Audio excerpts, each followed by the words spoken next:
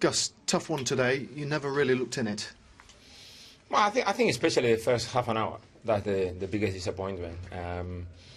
We knew how it would be. We knew everything about Norwich and how they would play the game, especially of the importance of the game, but we were not tense enough. We were not competing enough. I mean, they were always in front in second balls, in tackles, in decisions.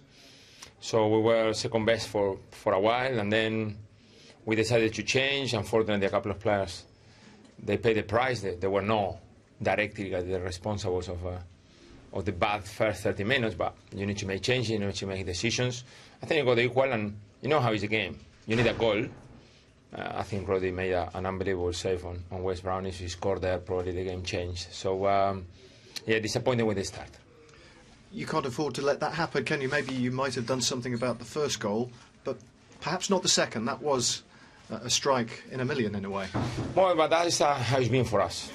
You know, I don't think that he scored one goal yet today, and today he's coming with a wonder goal from another game. That's the moments that, you know, you can change your season. One special goal, one special moment, and for some reason it's not going for us. I don't know if he's writing in destiny already, and it's not going to work, but we're going to keep trying. There is nothing else that we can do. Keep trying.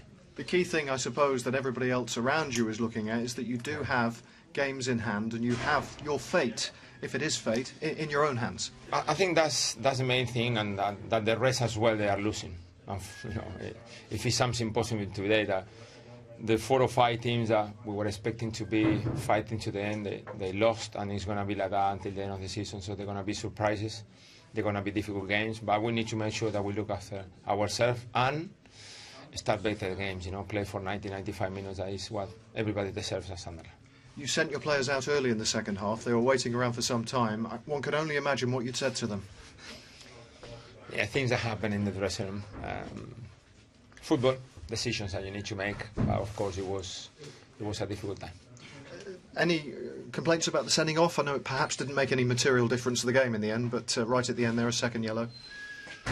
No, there were too many yellows for a game that I don't think it was too many bad tackles, really. But of course, sometimes for the referee, when they make one decision, then they need to back up the next, and then it become too many. It was tense. I think sometimes the referees, they try to calm things down.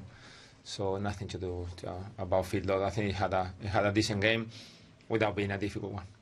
You really have a tough time ahead of you, obviously. You know that. Lots of work to do, and it kind of begins on Wednesday at Liverpool. Not the easiest. How on earth do you tackle that one? I think we need to plan it well, and it's take this defeat and make sure that we make a very good decision on the starting 11 and go with a very good plan, because we know when Suarez started there on the pitch, they made the difference. It's not about styles. It's not about who keep the ball better or who fight the most. They made a difference in their own. So we need to be spot on defensively and try to be better from the beginning of the game.